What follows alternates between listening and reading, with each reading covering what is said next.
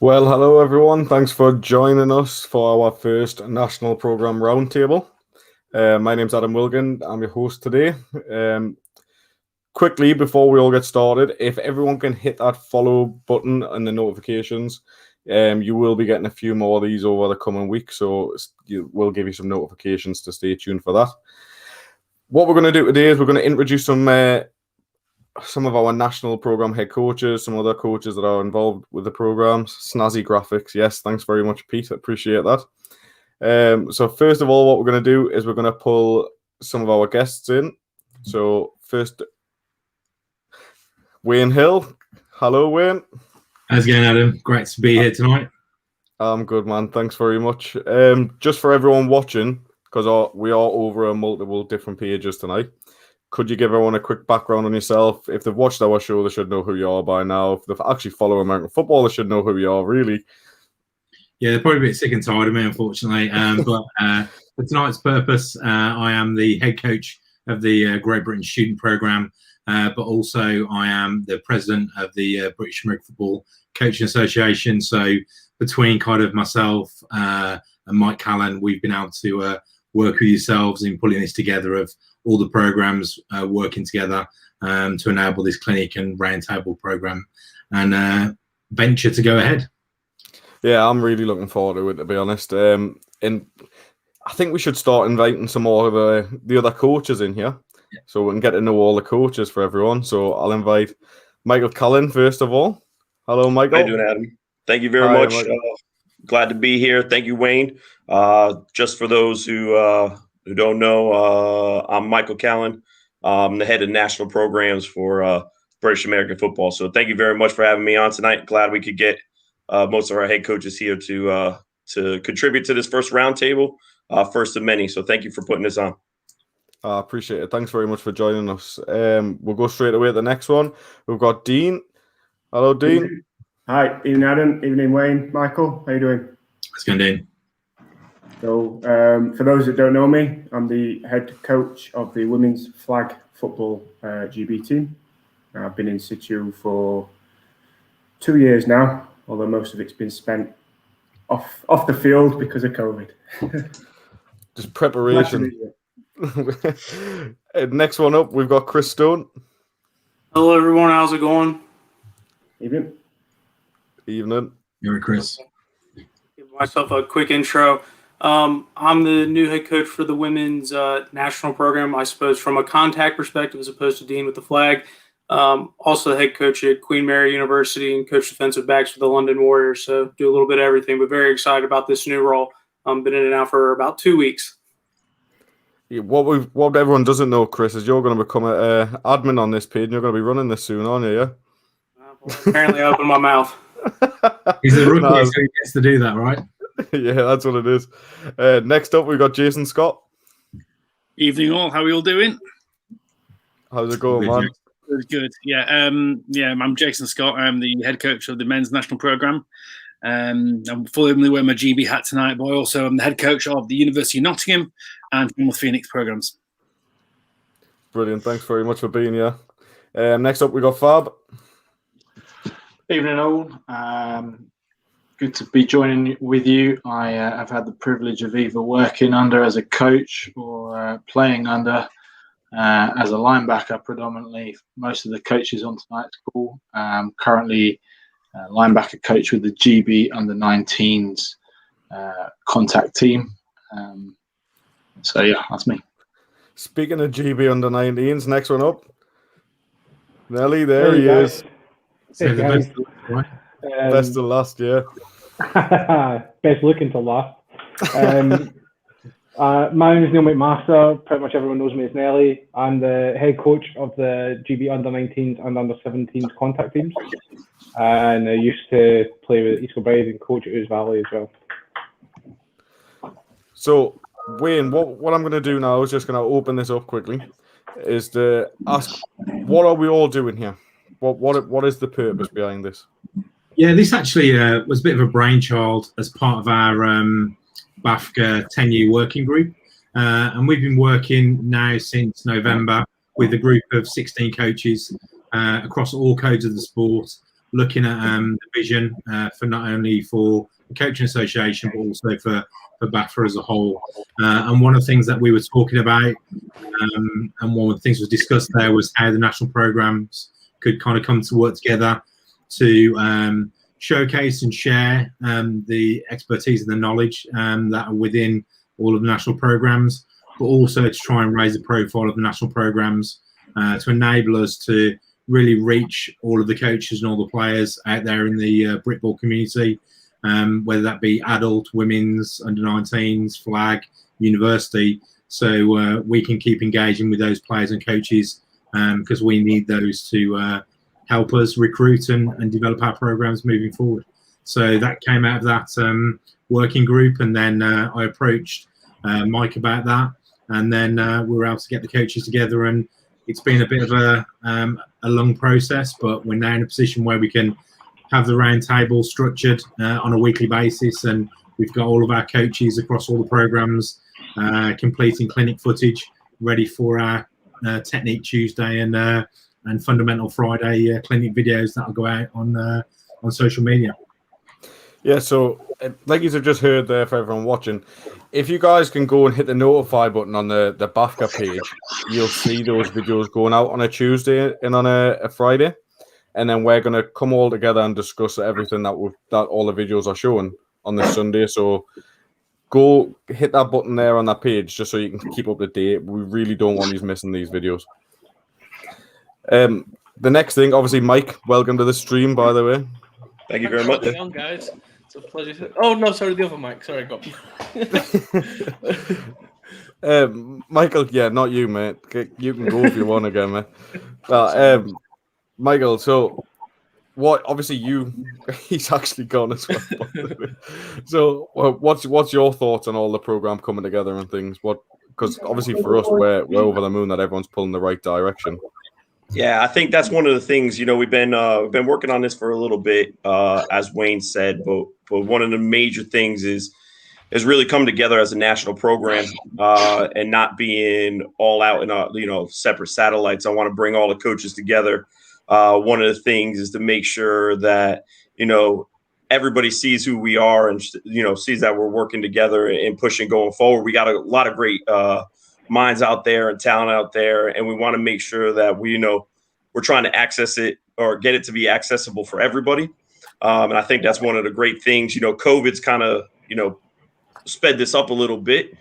We've had to really figure out from a national program standard, how we're going to, keep in touch and keep up to date. And all the coaches that you see here have all been doing great work behind the scenes. So that's one of the things we want to push forward. And, like we said, it's a national program. So we want that to fall under all one umbrella and get everybody, pushing forward and have Great Britain, from all angles, be the best that we could be on the international stage. Yeah, I mean, that's going to lead me actually onto the next question, the next part of the show. So we've got a set list of topics that we're going to be trying to get through tonight and get through and get covered. But also, if you've got comments, if you're watching, we will be doing like a bit of a Q&A at the end. So save any questions or comments for there. That would be fantastic. We'll pull them as many up as we can. But the next point is I'm going to pull it up on the screen now. It's what's the role of GB in developing American football here in the UK? So I'm gonna fire that over to Wayne to start off with, and then we'll go down the list and see if we get any different answers. Yeah, I think for me the starting point really is about kind of bringing all the programs together and having that clear pathway for our athletes to move through the program. So whether that individual starts at 16 years old and kind of moves through kind of the under 17s and 19s, or goes and plays flag football at 16 to 18, male or female, but to have that pathway and that consistent approach, which will be the developmental opportunities for the players as they move through the different programs, but also that developmental aspects of our coaches being able to develop into all-star and national program coaches, because we want to be able to raise the standard throughout. So we want to be able to be in a situation where the GB programs are the kind of the shining light of within the BRITBALL community. But from the point of view is we want everybody to be aspiring to be involved in that, whether it be a player or a coach. And I think it's our job and our role and our responsibility to try and ensure that is happening. And if we have a great product at the top end, then hopefully that will attract more people to come and be involved with the sport and be involved at every level, how they can be involved in the sport, to be aspiring to be at that next level, whatever that next level might be for that player or coach. So that's kind of the pathway bit is for me, really, more than anything. I guess probably from Nellie's point of view, you're starting at the kind of the youngest age group, really. So you might have a bit of an insight into kind of what your thoughts are on bringing those players through.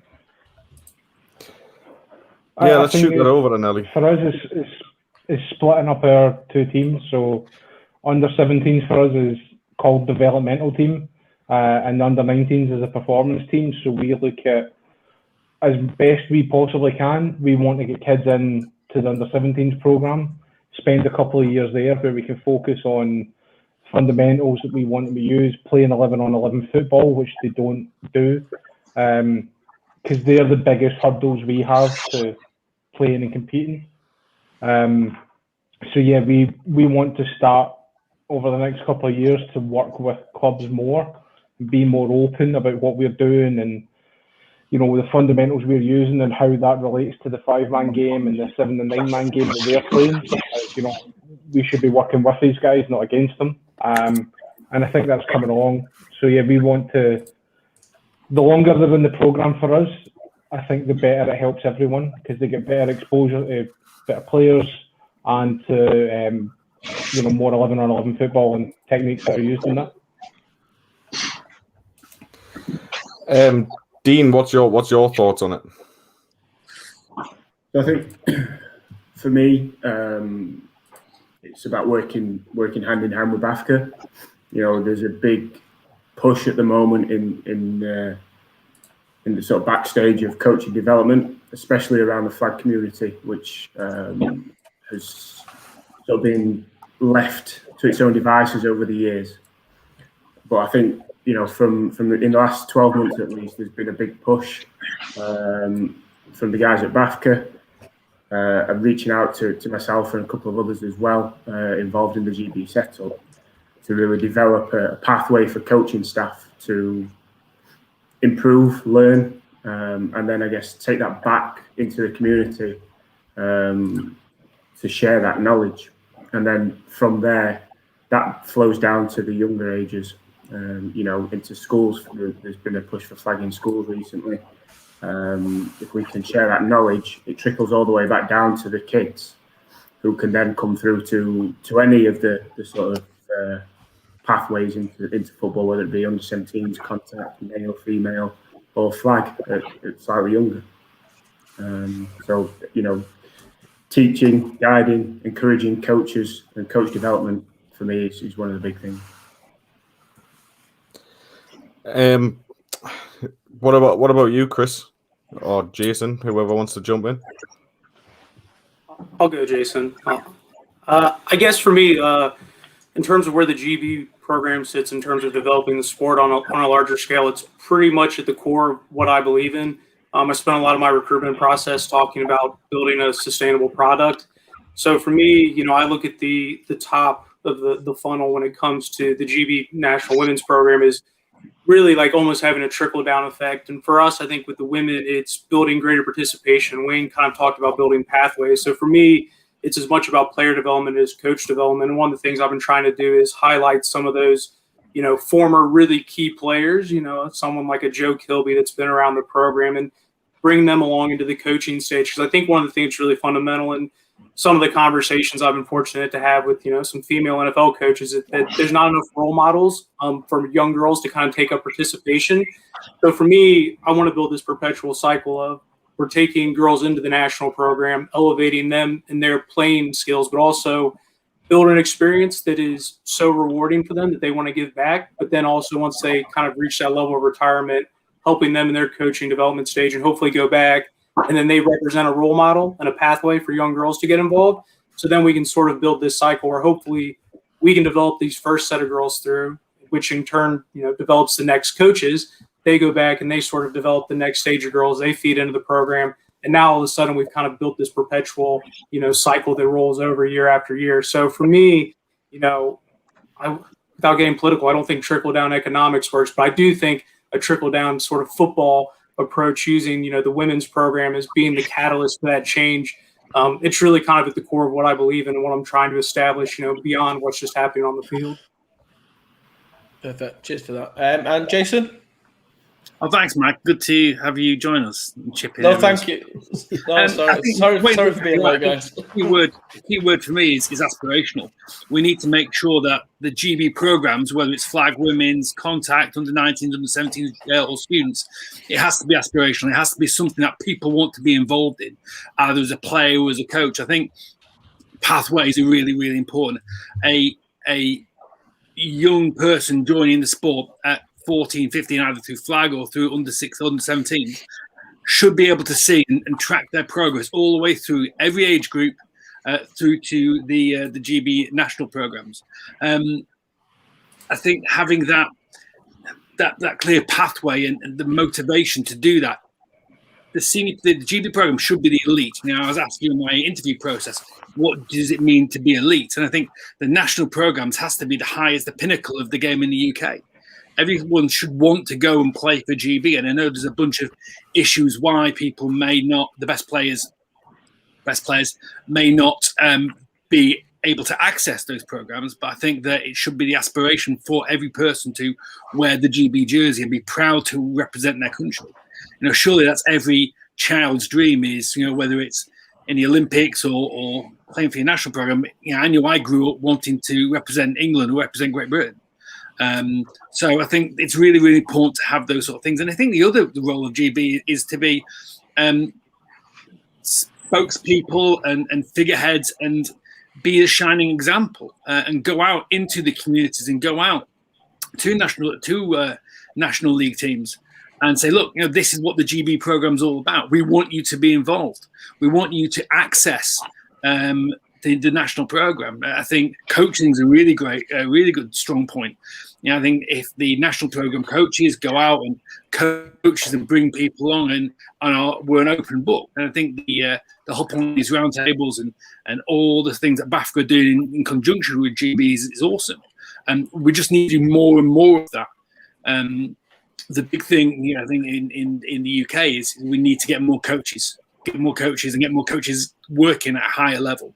And wanting to aspire to be involved in the national programs. So I think pathway is really important. I think aspiration is really important. And I think being role models is really, really important for the national program as well.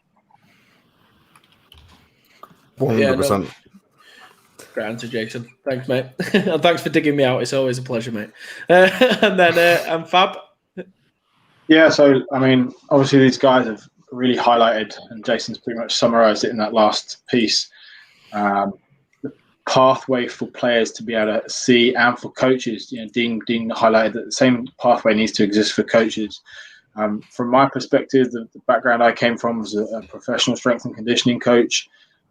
So it was working in the long-term athletic development model, so with kids all the way up to professional players in a certain sport, which happens to be tennis. But there's a pathway set out by various other national governing bodies, LTA obviously being one that I worked with, and key measurables at each different stage of development need to be highlighted and need to be presented to the players so that they know what they need to be achieving from a physical standpoint in order to make those elite levels.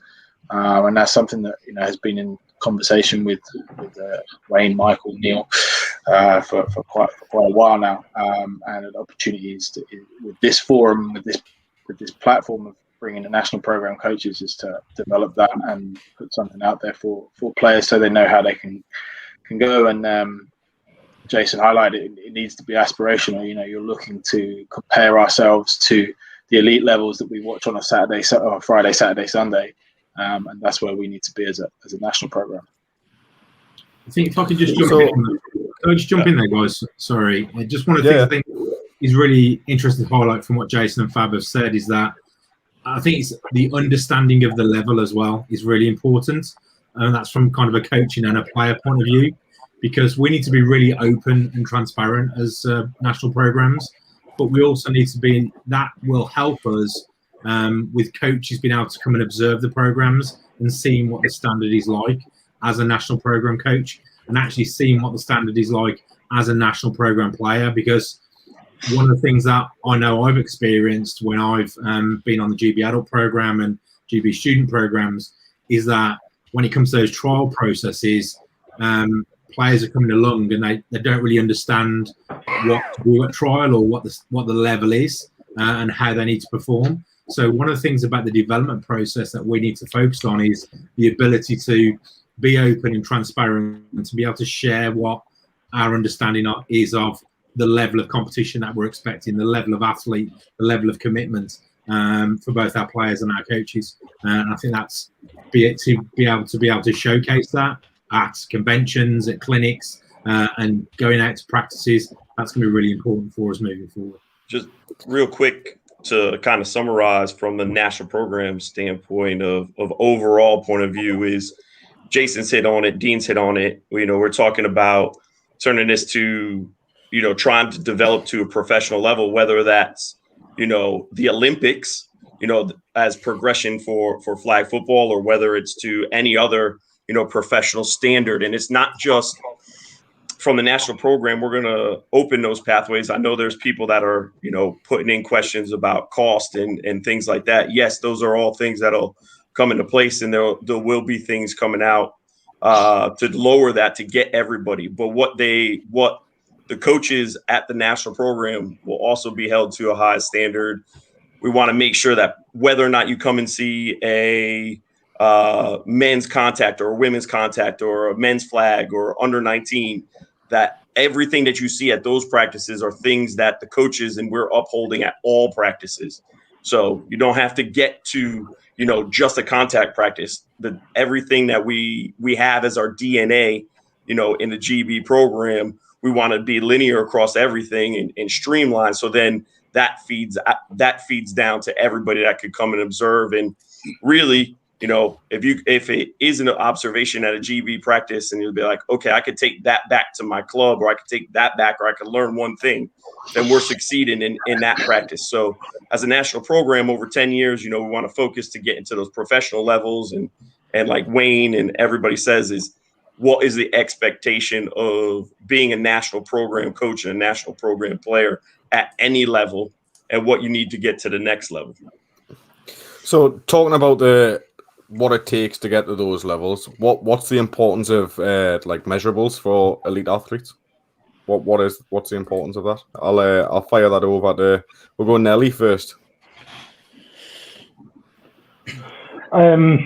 I think for us, it's about determining the level of athleticism we're working with, and it's easily comparable to other nations and to athletes in America. So for having defined measurables in that regard is really important, especially for our kids, because most of them are aiming to go to high school or, either Pride or Academy to go to NCAA. So it's hugely important for us. What I will say is that it's incredibly hard to do.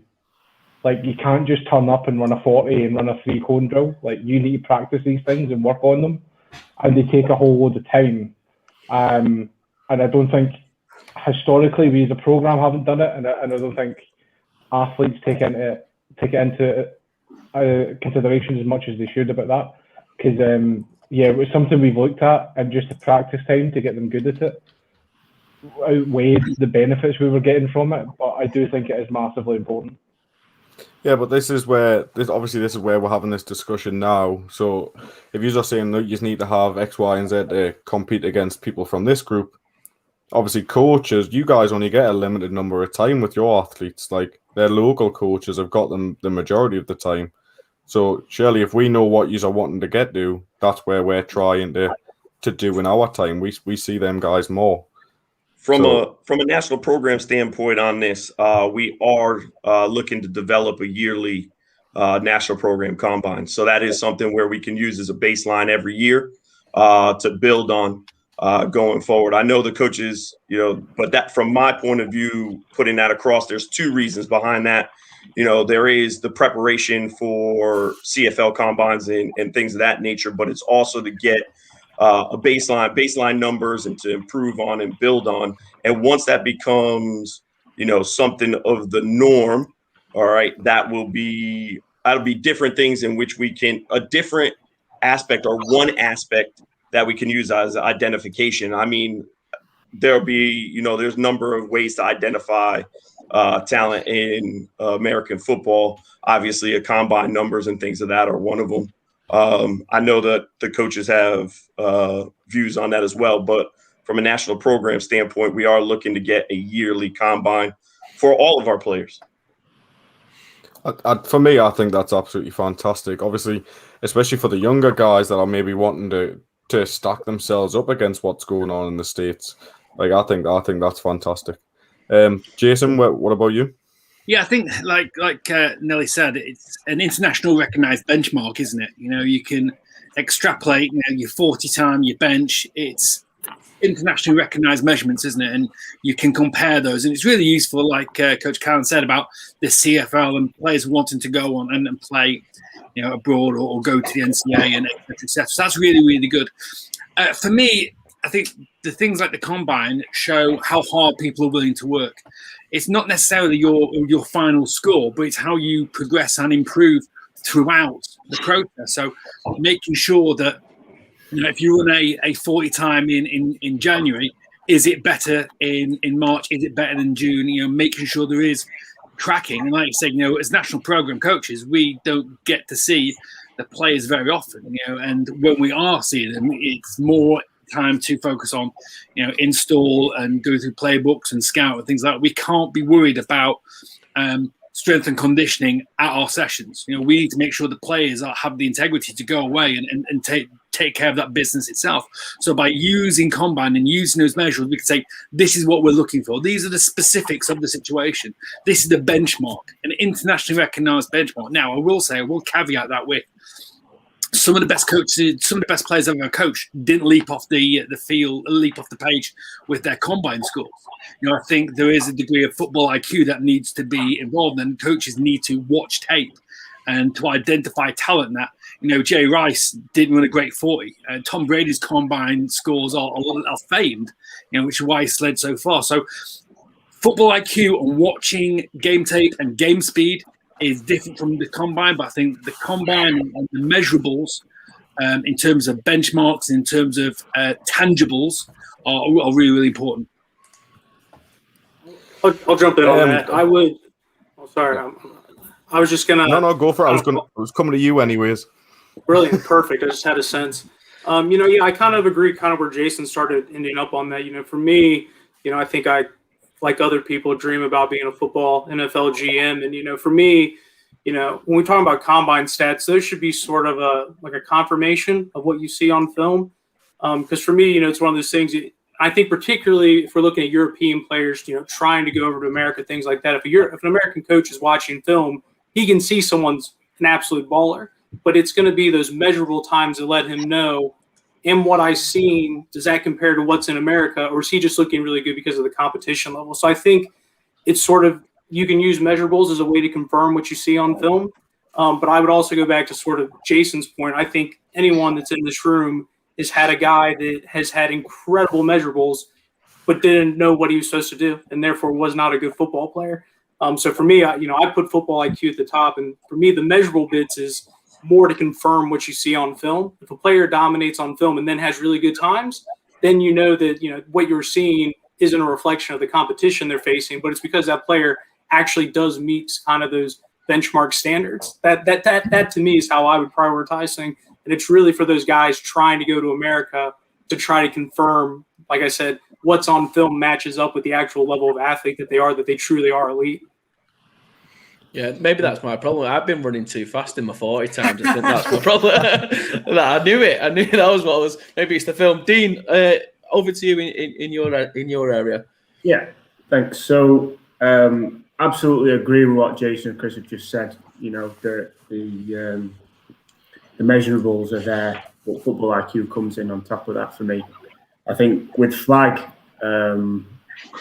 we've never really put much emphasis historically to combine drills, things like that. I think they've kind of been done because that's how it's done in the NFL.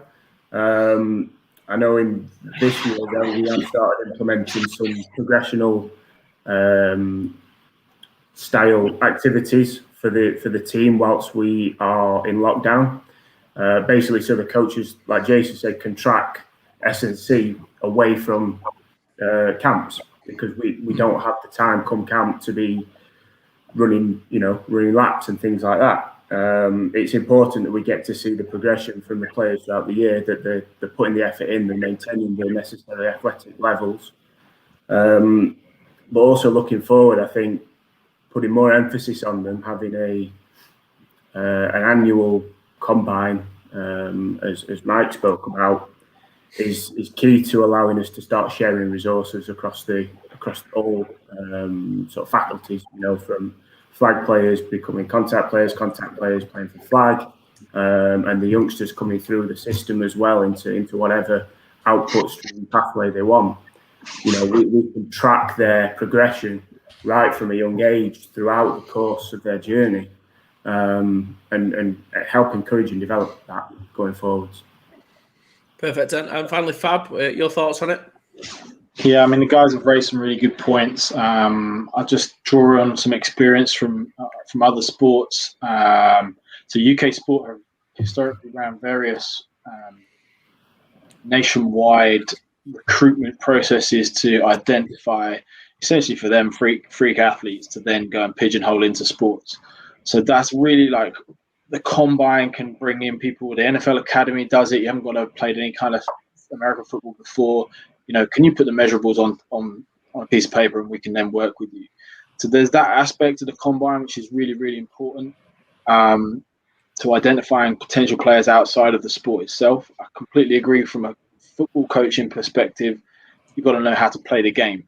I love working with the under-19s. That's my group, because really that's a pathway age from ideal would be, like 10. Pee-wee football, like obviously they have in the States. They're learning football as they go. They're learning their athletic development as they go. They're learning their strength and conditioning as they go. And the key would be that they're constantly improving, exactly as Jason said.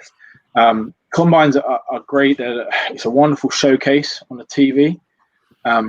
But if you're going to ask me about the actual S&C side of things, look at rugby not being professional 20 years ago and the development that's gone through. And we, as a national conglomerate, need to work to that kind of level that every club has an S&C, so that it's not always down to this one combine and 1,000 athletes turning up to get that measurable. That you need to, the clubs are filtering into the national program coaches where their players are at on a regular basis.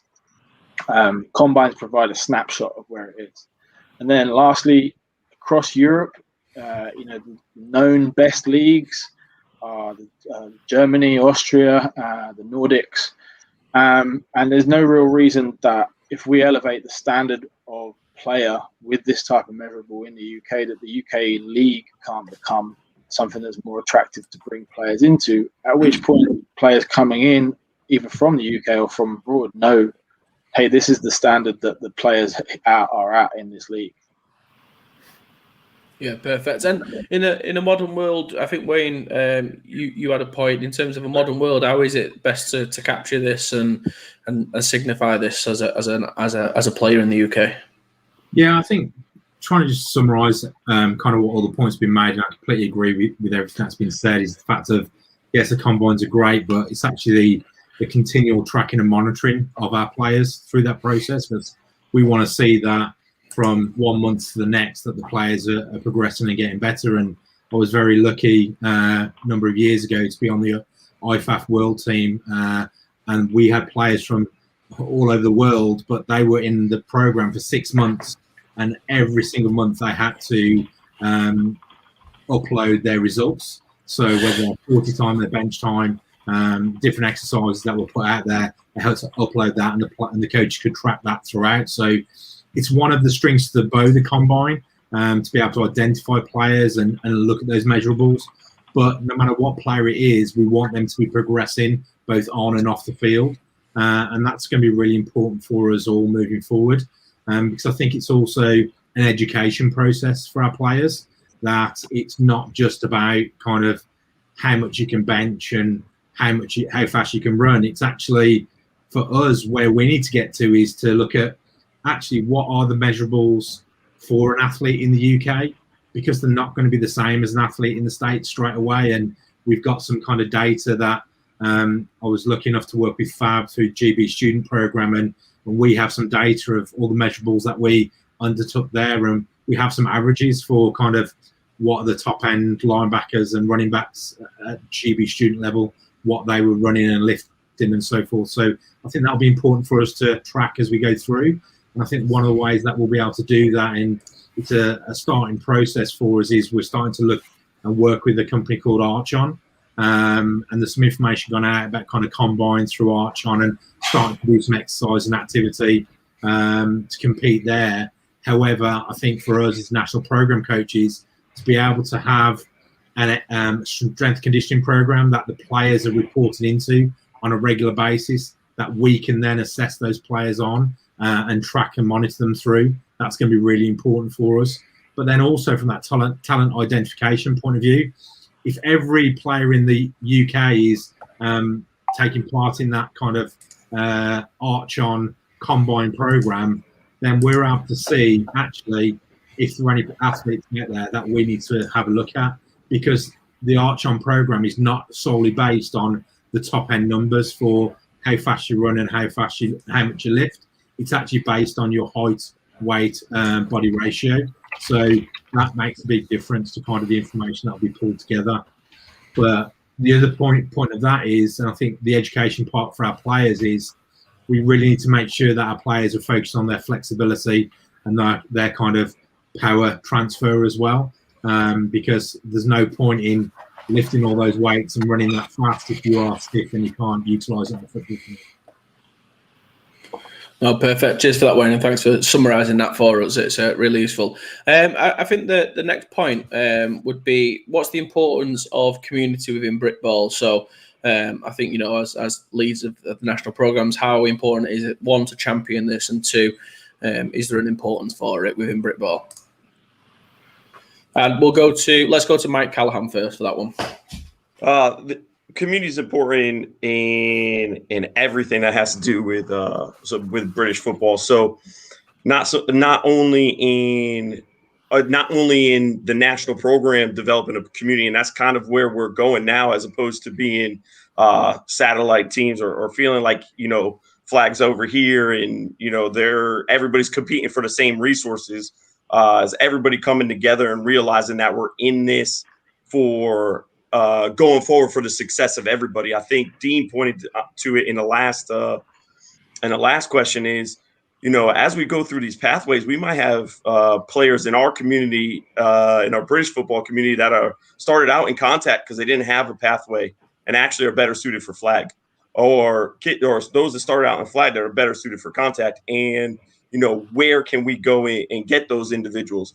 As far as the national program to the British American football community, is setting up a pathway where everybody can access it. And I think, whether it's financial, or whether, we're getting, people from outside the community, or even, working with people who are just new to football and showing them to where they should go, as opposed to just, here's a team, go to contact. Well, no, that might not be the best. Okay. So we want to make sure that we're pushing people through in that regard. And then, on the whole step of everything is making sure not only that everybody has the access to it, but that it's inclusive to everybody at this level. And I know the coaches have been doing a lot of good things through their staff and talking to their players that have been able to do that. Perfect. And I'll take we'll go to Dean on that in terms of community for yourself, mate. Yeah. So I think the flag community definitely is quite a close-knit community throughout the country. Developing it further, what I'd suggest is national programme, we are responsible for development of that community, giving guidance of pushing ourselves with knowledge, passing that down, flowing that down. It comes back to the pathways again. And from the perspective of the GB team, we are only a handful of people. We can't develop the whole community ourselves. So it's about getting people involved with the programme, not necessarily on the coaching staff, but with open days, trials, having those days open to other teams' coaches to be able to come and watch and learn and take that back to the community, to their local communities, and disseminate the information they take away from the day. I think for me, that's what's been missing in the past, potentially, working together to really develop the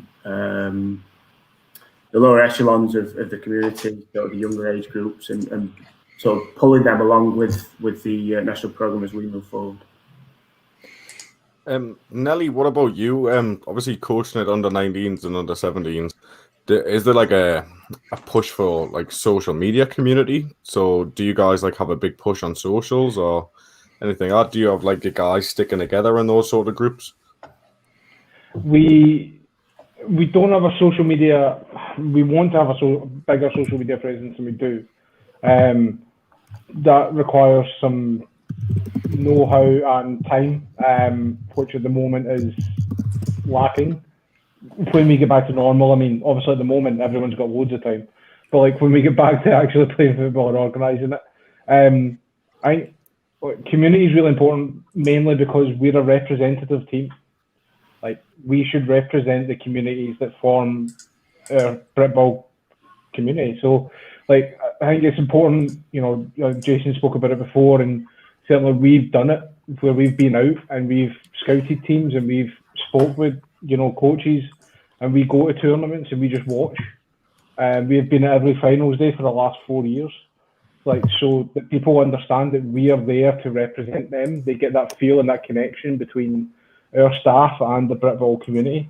So yeah, like it will start to move, certainly at our level, more into social media. I think we're the only team that still has its own Instagram page left because we've got so many followers. It would be daft not to.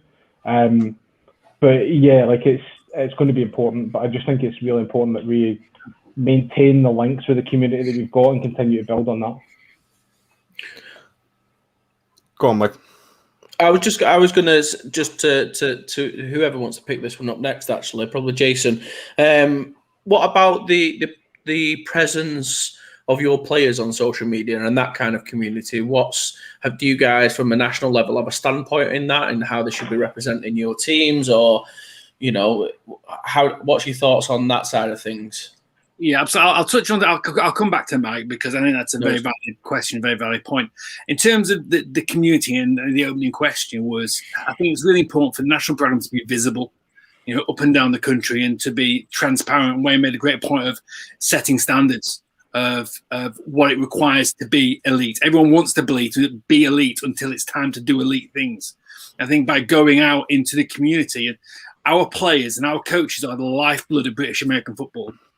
Without the guys, all over the country, we wouldn't be here right now. We wouldn't be in the national programs. We wouldn't be coaching at this level. And I think it's really important to make sure that regardless of the stage that they play on, they want to feel connected. I think it's very important that we all feel a part of British American football and the national programs. And Joe Nick, has seen in the comments, has made a comment about reaching into local communities with American football. I think that's a really, really strong point. That, again, as figureheads, as role models for the national programs, I think it's absolutely vital that coaches go into schools, go into local communities and the players, and try and drag people into our sport at a formative age, because we're here to grow the sport. We're here to build a legacy.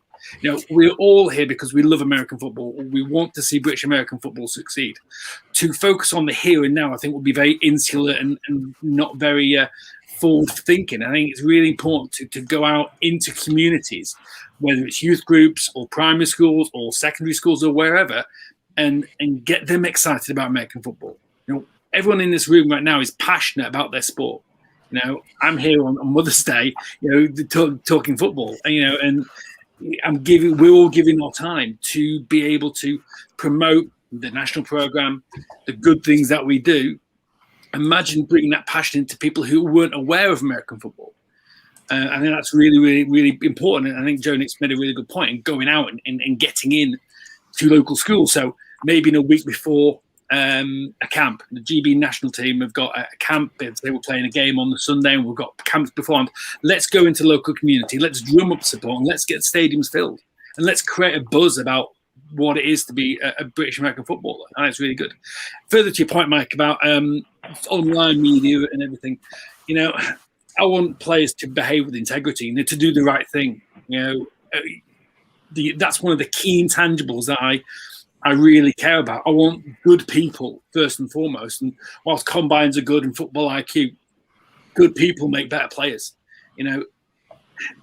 Don't do anything that is detrimental to you or your parent team or the national program, because I will find it very hard to work with someone who is shooting their mouth off and misbehaving online, because I can't hold them accountable. If I can't trust them online, I can't trust them in practice, I can't trust them to do the right thing, I can't trust them in games. And that's what it fundamentally comes down to. So I think we have a responsibility to model good behavior, to make sure that we are doing the right things, whether it's an online community or the national leagues or local schools or local youth clubs, again, to be figureheads, to be role models, to model good behavior. And I think it's really, really important that we are the national program. There is no higher than us in British American football. We want people to aspire to play for the Great Britain team. So everything we have to do has to, sell that really good, product. What is our brand? Yeah, no, perfect. And Fab, your thoughts on it? More from just the general community aspect. Not a huge amount to add. You guys have covered most of it. Just that filtered down, we talked about in terms of visibility of, say, the physical side of things, the S&C side of things.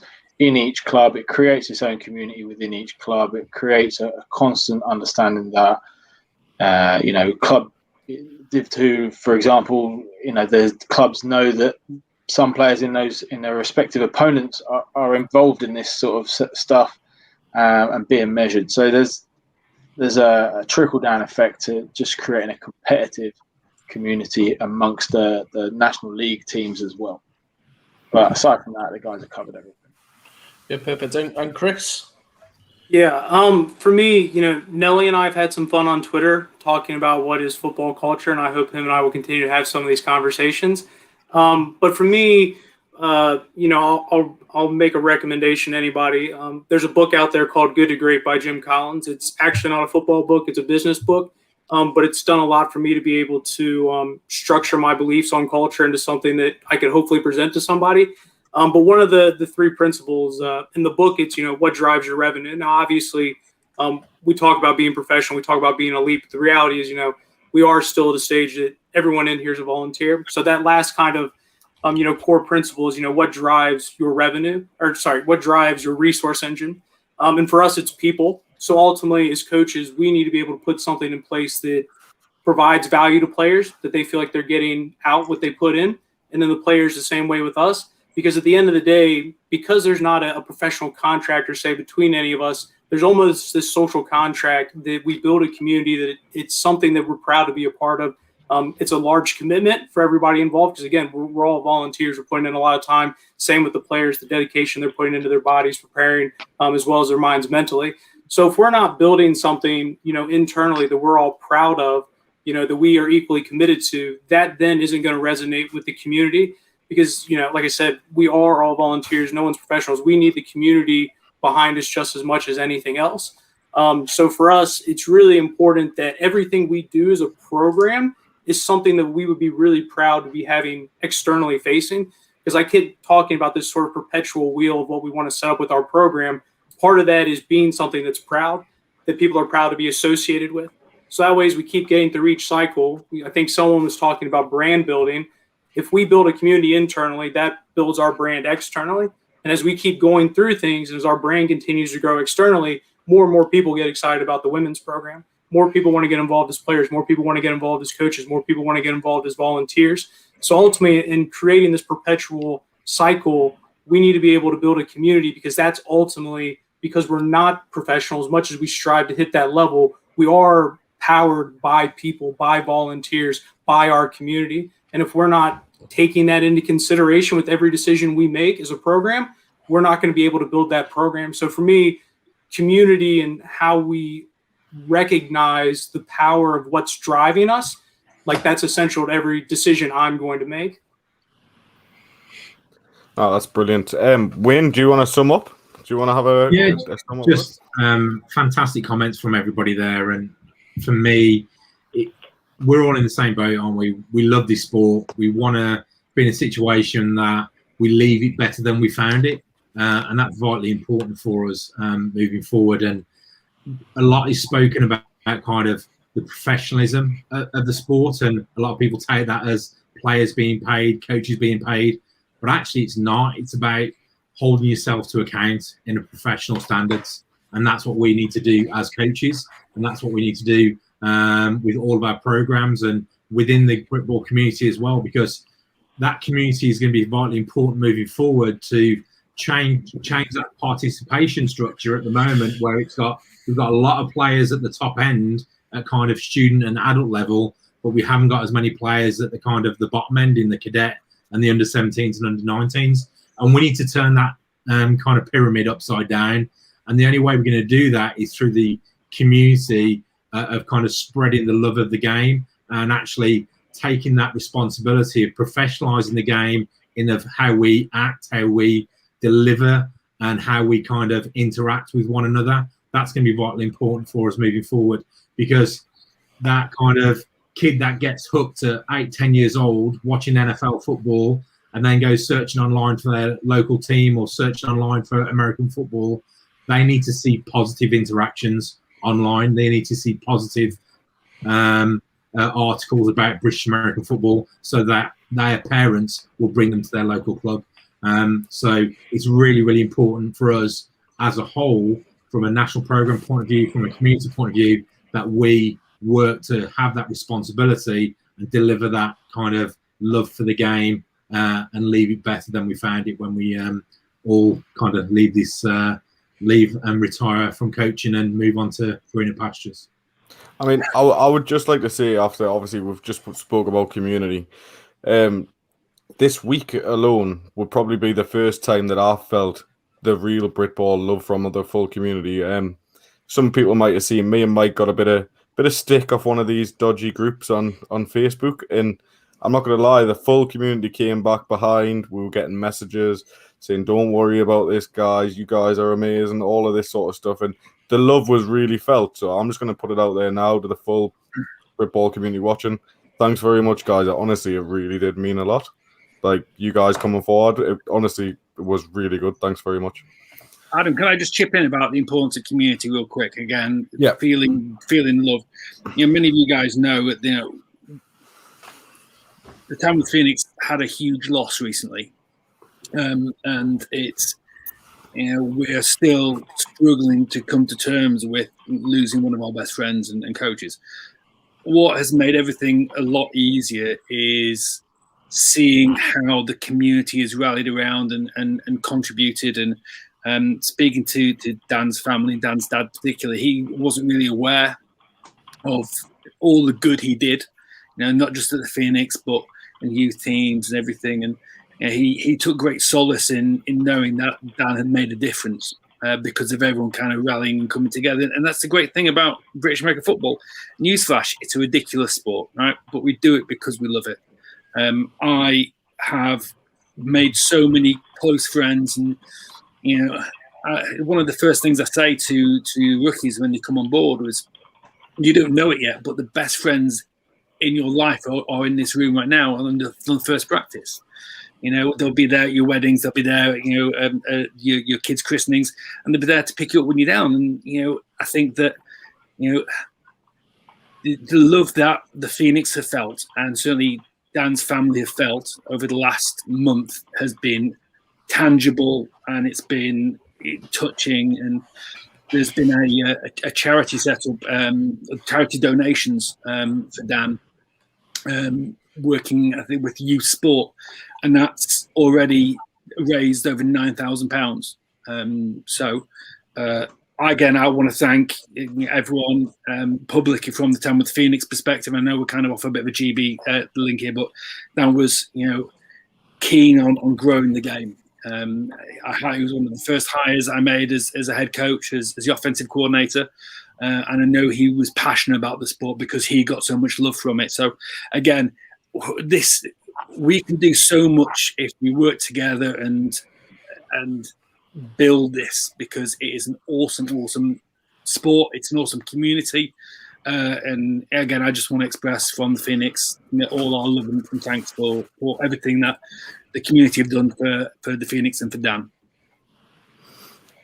Oh, thanks for that one. But honestly, I suppose I think on this one we'll move on to the next one, which I don't think anyone kind of really might not want to be overly talkative about, but it seems like a bit more of a positive stunt now moving forward, which is what does practice look like in a COVID world? So I'm going to go to Chris first on this one, because it'll be interesting to hear, because you guys might be probably closer than most, hopefully. Or, you know, so what do you think, Chris? I mean, I think it's a really interesting time. For me, one of the things that I think first and foremost is understanding that this is the longest gap really any of our players have ever had in terms of time off. I think when we start thinking about practice, we really need to make sure we're putting in safeguards in place to make sure that, as eager as everybody is, everybody's chomping at the bit, everybody's ready to jump back out there. Like, there's all this safety COVID protocol stuff that I'm not really going to touch on that, because I think that's kind of maybe more the boring side, even though it's incredibly important. But I think it's when we get back on the field and we're actually talking about practice, is understanding, like, making sure we're coming back in a controlled manner, because I think the worst thing is, you know, these guys, like I said, throwing people back in, it's bringing people back along the way. And for me, one of my big things that I've said, and I hope TA doesn't get mad at me, because, you know, those are pretty solid, you know, don't talk about Warriors kind of thing. But, you know, I get to work with some of the best players in the country. And for me, like, there's no one in BRITBALL, I don't care how good you think you are, that should be skipping the fundamentals. And when we sort of talk about things as, you know, hard skills versus soft skills, and those hard skills of being able to, you know, repeat things over and over and time again, like, those are the things, like, I think in some ways, for me, like, that's really how I'm looking coming back at practice, is kind of looking at that breakdown between hard skills and soft skills, and really starting really from the fundamentals all over again. But again, being really conscious of the fact, for me, and I'm speaking to my coaching staff about how we're going back to practice, is making sure we're not really kind of allowing those guys too long of a leash, because I don't think you can underestimate what it's like to have taken so much time off, particularly as these guys haven't been able to get in the gym. I mean, I know you see some guys doing some pretty intense, interesting gym-free workouts and things like that. But I think in order to keep things going smoothly, you know, for me, that's my big focus, is making sure we don't let those guys off too crazy, too fast, and really focusing once again on the fundamentals, because I think because we're going to be limited in terms of that contact side of things, there's no reason we really shouldn't be working on, like I said, those base level fundamentals, because there's nobody in this country, in my opinion, that doesn't need to be spending more time on that than anything. And when we do play games, you know, you maybe get one practice and you play on a Sunday. We don't actually get a lot of time in season to really work on those fundamentals. And I think we sometimes lose touch of that as we get into the season. You get out of that preseason mode, and kind of, you know, we lose that. So for me, that's really kind of the things that me and my coaching staff are kind of looking at, to be quite frank. But again, hopefully that's sooner than later. But yeah, that's kind of where we're at the moment. Perfect. And we'll go to maybe Dean on this one I think it's from a flag perspective. What's you guys? We're all hoping we're close, but you must be really, really close. Yeah. So I mean, we're 6 months away from competition now, and obviously no return to play pending at the moment. Everything's still unknown, but Chris sort of hit the nail on the head here with, the players are going to be chomping at the bit to get back out on the field, and mentally they'll be expecting to just hit the ground running. Now I'm getting advice from my staff, and it makes complete sense. These players haven't actually gone through any dynamic movements in the last 18 months. There is a huge risk of injury this year for players returning too quickly. Mentally, they're expecting the bodies to, they might have been in the gym, they might have been at home doing workouts, but they've not been going through those football moves. There is an expectation that this year we will see a higher level of, ACL tears, things like that. So we as coaches need to be careful with how we phase back the return. And I guess it's finding a nice balance between knowing that, I've got competition in 6 months. I need to get everybody ready in a limited period, but there's no point in pushing everybody too quickly too soon, because there won't be a team left due to injuries. Nelly, what about you? Yeah, kind of same. Like, fundamentals is key for us. It always is, just because of the age group we're at.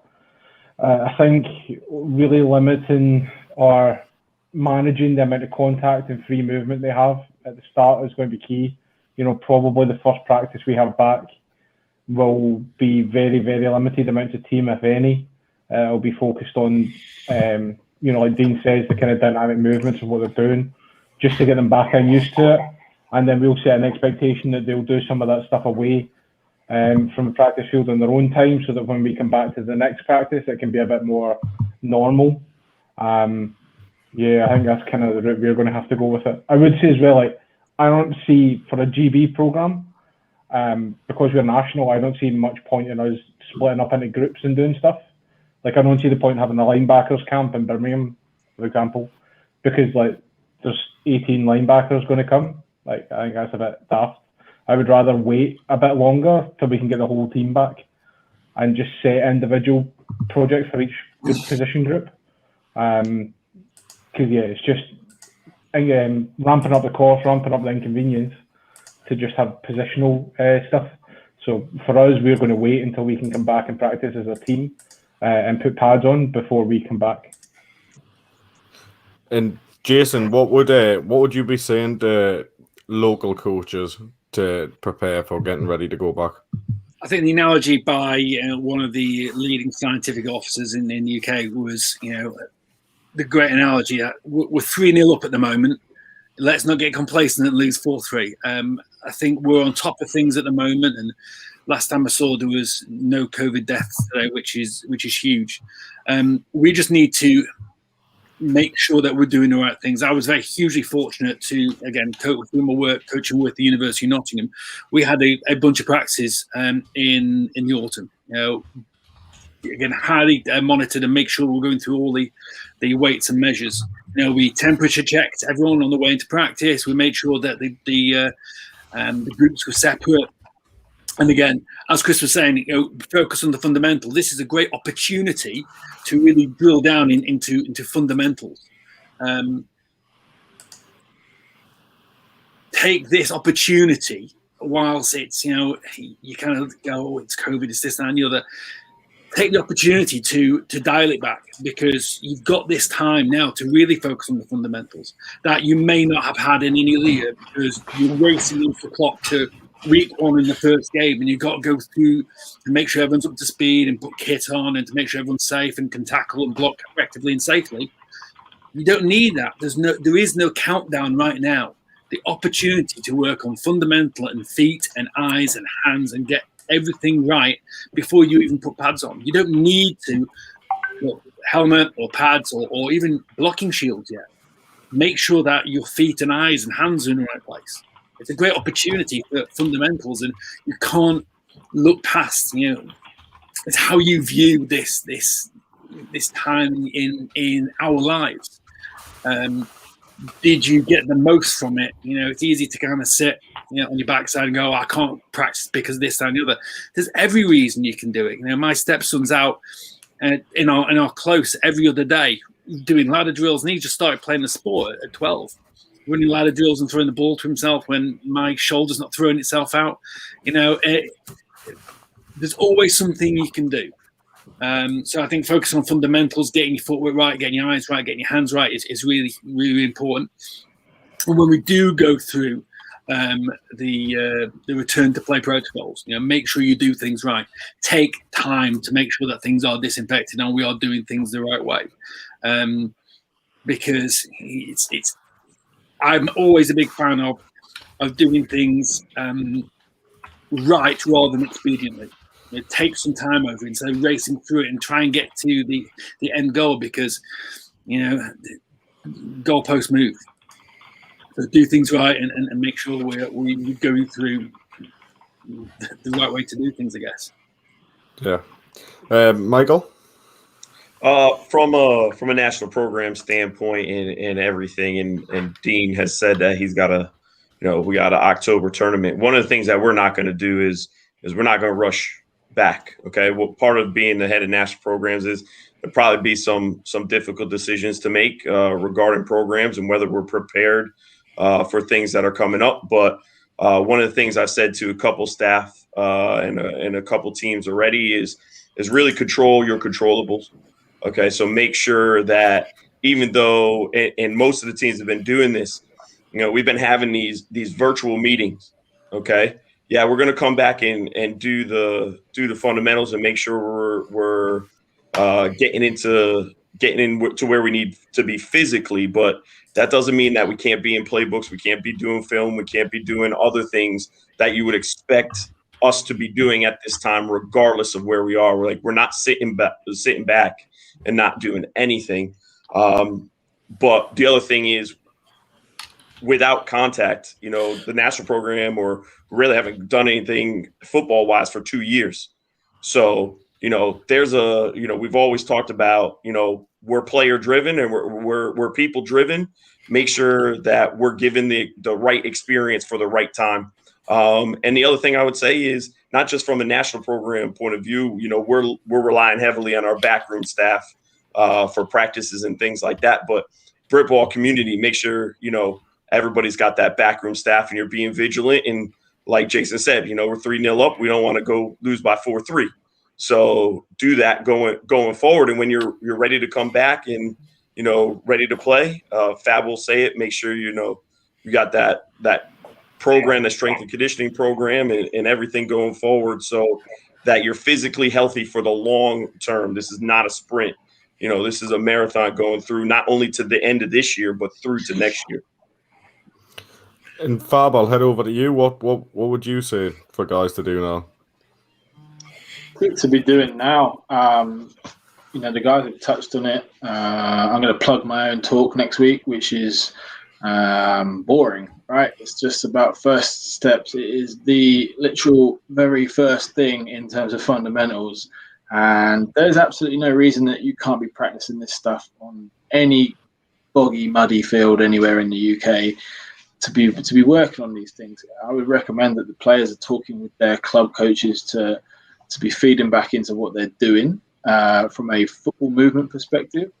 But Dean touched on it. Right? He's prepping a team for a competition. The speed at which we practice normally is vastly superior to what you're going to do at home, no matter who you are.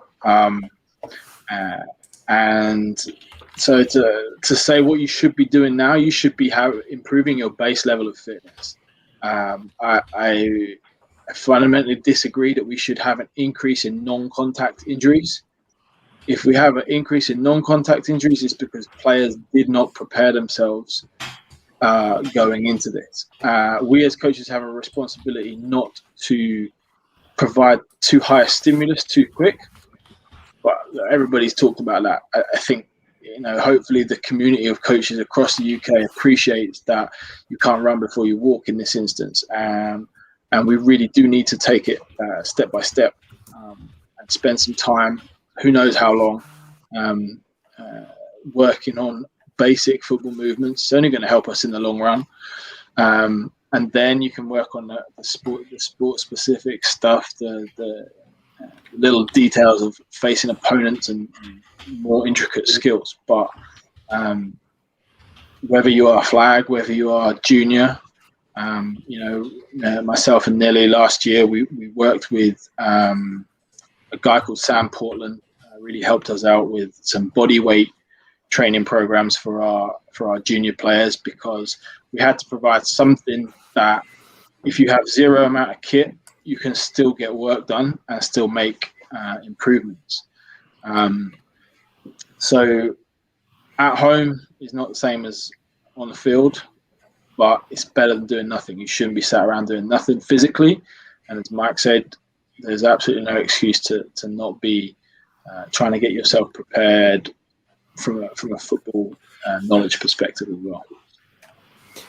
And just before we head over to you, Wayne, we are going to say bye to Nelly quick, because Nelly does have to go, and I know he's bigger than me, and he'll kill us if we don't let him go now. So thanks very much for joining us, Nelly. Really do appreciate it. Thanks very much for having us, guys, and sorry for leaving early. It's all right. We just know that your video is going to be the best, though, isn't it, Nelly? Yeah. Yeah, let's do that. Thanks very much for joining me, man. Really appreciate it. See you, boys. Bye. Okay. So, Wayne, over to you now. Right, when he's gone now, what do we all think of Nelly? I'm joking. I would say Nelly.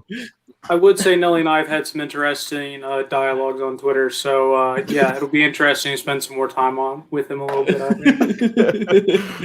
think. So Wayne, thinking with your BAFCA hat on now, right? What do you think the first few weeks after COVID is going to be like for coaches? What should we really expect training to be like? Yeah, I think guys have touched on it pretty much, and I think Gridiron Strong put some out yesterday about kind of return to play injuries and how they are increased over any kind of off season or any kind of reduction in practice periods. There is always going to be an increase, but I think we just need to really be in a situation where we take this as an opportunity. Like, this is a great opportunity for us to get back on the football field and focus on fundamentals. We do not have enough time with our players regularly to focus on those things. And yes, the X's and O's are going to be there down the line at some point, but football is about actually one-on-one kind of battles. We need to be in a situation where we need to beat the person in front of us, and the person in front of us, I'm going to be able to do that by having great fundamentals. So as kind of Jason was saying, I know where my feet are going to be, I know where my hands are going to be, I know where my eyes should be, and focus on those things will enable me to have an advantage over my opponent. And where I think we need to get to is really focusing on kind of the development and the staggered approach to our or gradual approach to our practices to enable those. We're going to have players that have done quite a lot during this period of time, strength conditioning wise, but we're also going to have players that haven't had an opportunity to do a lot due to them being at work or so forth. So there's going to be so many various standards when we get back on the football field. So we need to make sure that we, as coaches, have that gradual approach. We have that ability to not only focus on the fundamentals, but we also have that ability to focus on some of the aspects that we didn't normally. So the movement patterns, the transfer, the flexibility, those type of aspects that will help across the board in all of our activities. But then I think we also can't shy away from the social interaction aspects of being on the practice field, because these guys are not going to have seen each other for a long period of time. And we need to make sure from a mental health point of view, from a social interactions point of view, a safeguarding point of view, because we have that responsibility as coaches across the whole of our programs, that we take some time of those practices for guys just to interact with one another. Now, that needs to be safe. That needs to be in a controlled environment, but we need to actually really understand that. We need to have that social interaction there as well. So for me as a whole, it's definitely not kind of full speed ahead straight away. It needs to be gradual. We need to take it as an opportunity. It is going to be focused on fundamentals. It is going to be focused on kind of core movement patterns that we need to develop. But actually, from part of it, we're going to be kind of at least another 6 weeks to 8 weeks even before we're going to be in a situation where it's going to resemble anything like football. So there's nothing to rush into. So let's start slow and let's develop our players and take it as an opportunity to do that. And I think what we're going to do now is we're going to move on to a bit of a Q&A. We have had a load of questions, so if I miss your question, it's probably because we might have covered it already, or I missed the question by accident. So I am going to apologise now. But yeah, please, I think don't flood them all in at once. Yeah, we'll try and direct this to one coach at a time as well. Unless anyone's desperate to speak on it, we'll just direct them to each one. So I've got one here now. So we're going to start with Gavin Hart. How can I, as a coach, be involved in the GB team, especially at the under 17 level? So, does anyone want to answer that? How we can get involved? I'll pick that one up because Nelly's dropped off the call. Yeah, we have we have a process that we go through. But if you are interested in just coming on, starting as an observer, getting involved as an assistant, you could shoot an email through to myself and Neil at national.program@britishamericanfootball.org or Michael Callan at britishamericanfootball.org, and we'll get you that information there. We're always looking to have people come down and observe.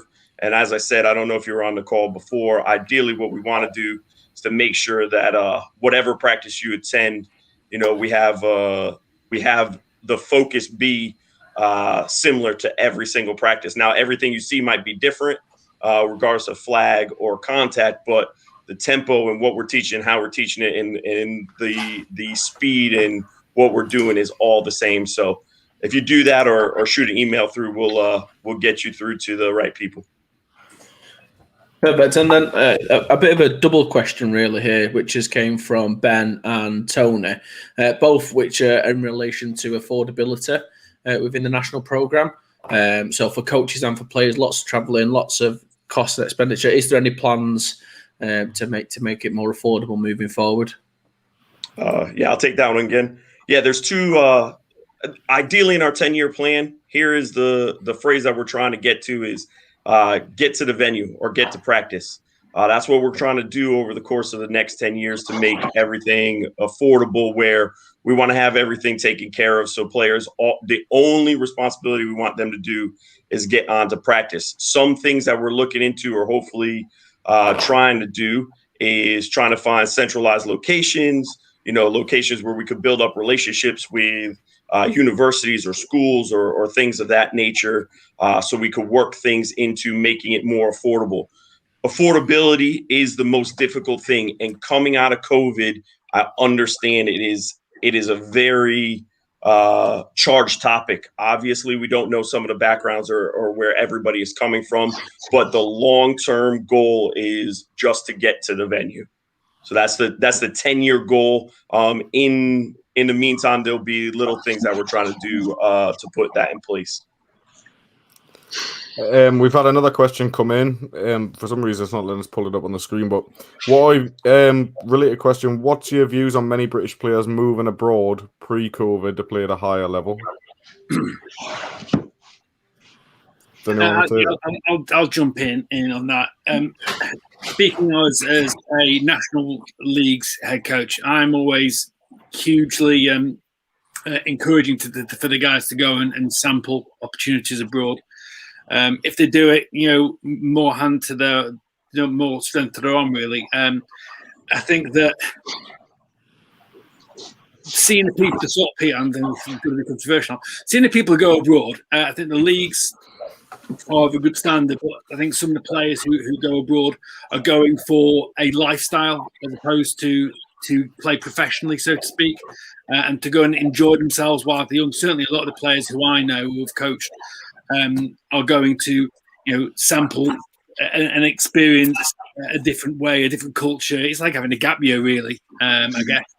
And I've got nothing against it as long as they put themselves in a position to succeed and they enjoy that process.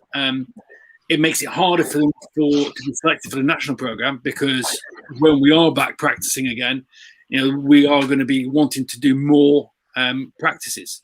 So. And one of the things that I want to make sure we're doing is the men's national program is you need to be able to commit to these practices. We want to give them a calendar, say we're going to practice here, here, and here. You need to be at all of them. And if you are going over to Austria or Finland or wherever, you might now need to make a decision whether that's worth what you want to do. Now, I gather now. COVID and Brexit happened. It's going to be much harder to go abroad from here on in. I would like people to stay in the UK. I would like people to celebrate British American football and upskill what we have in the UK, because I think the better players that are playing in the National League, again, more eyes on the product that we're putting out. Chris made a great point about what is our product. We keep all our domestic players instead of going over to play in Europe, and we have a better product to market. We have a better product to market. More sponsors are getting involved. More money is coming into the national program. So I've got nothing against it, but I would like to see more players want to stay and are incentivized to stay in the UK and play for their local clubs. We've had one come in, Chris Peel. Hopefully, it'll let us pull it up. Yeah. Do the individual GB programs share philosophies and playbooks, or is that something that's impossible to deliver? I'm going to go one step further on that question as well. Do you share terminology? Mike, I'll hit that over you. I think if I jump in on that. Yeah, go ahead, Wayne. I think for me to start off with, I think we're in a situation, and this is the first time that this has probably ever happened, in the sense that all the national program head coaches and national program director are all working together in the sense of a cohesive approach. So this is a starting point for all of us. So being able to pull this kind of group together for the roundtables and the clinics, I see this as an opportunity for us to move forward and to develop those philosophies, terminology, playbook structures. Now, I don't think it's all going to be exact, but I think Mike mentioned it before. We need to make sure that we do have our GB DNA that runs through. We need to have our coaching profile that runs through there as well. But really, for me, I need to know what Nelly's doing under 19s, because they're going to be the guys that are going to go off to university, and then I'm going to bring them into the GB student program. Likewise, I'm going to be working with Jason to be able to move those guys up into the next level at GB Adults, and we've already started that with a program that we're working on at the moment behind the scenes. So there is hopefully that process of a starting point of cohesiveness between the national programs, which I think will only be fantastic for the sport and for the programs as a whole. Brilliant. And I think I'm going to say this might be one of the final questions, unless I can't see any more. But what do Germany, Austria, and the Nordics do differently to us in BAFA? Now, that was generally, I think, about the combine, but just as a general wider question, what do you think they're doing differently, which we could aspire to do?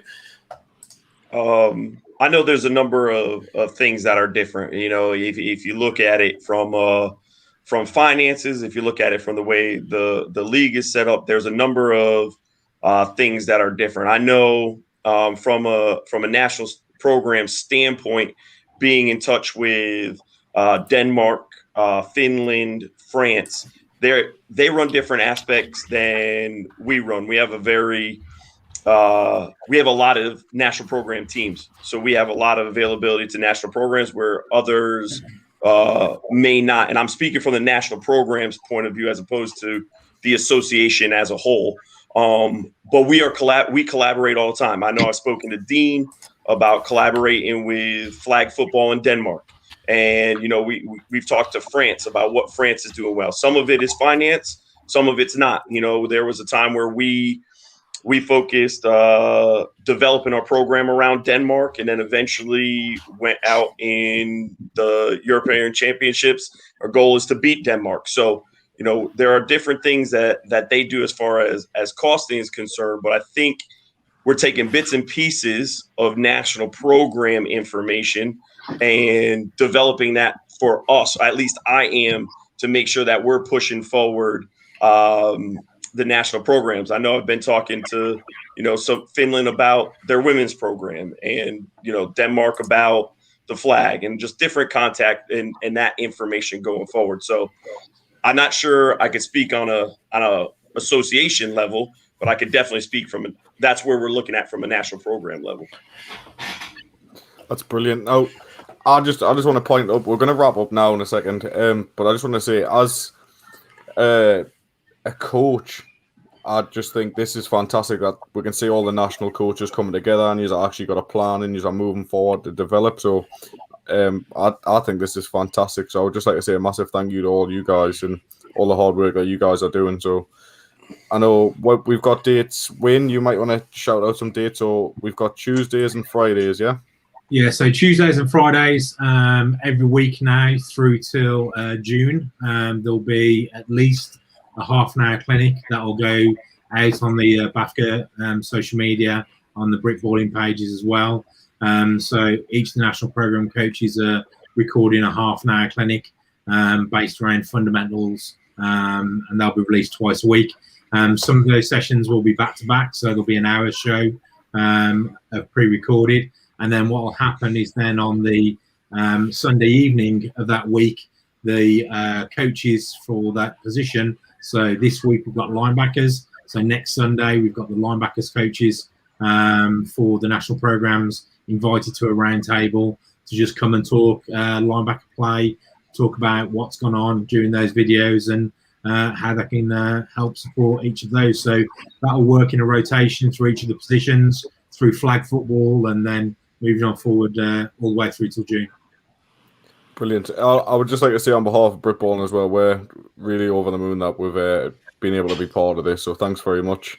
What we're going to do, guys, we're going to end the show there, and hopefully we'll see you all next week. Thanks very much for everyone that's joined us tonight. So thanks, Wayne, Jason, Chris, Michael, Fab, Dean. It's been a pleasure. Thanks very much, guys. Cheers, guys. Thanks very much. Thanks, guys. Appreciate it. Thank you, everybody, for joining.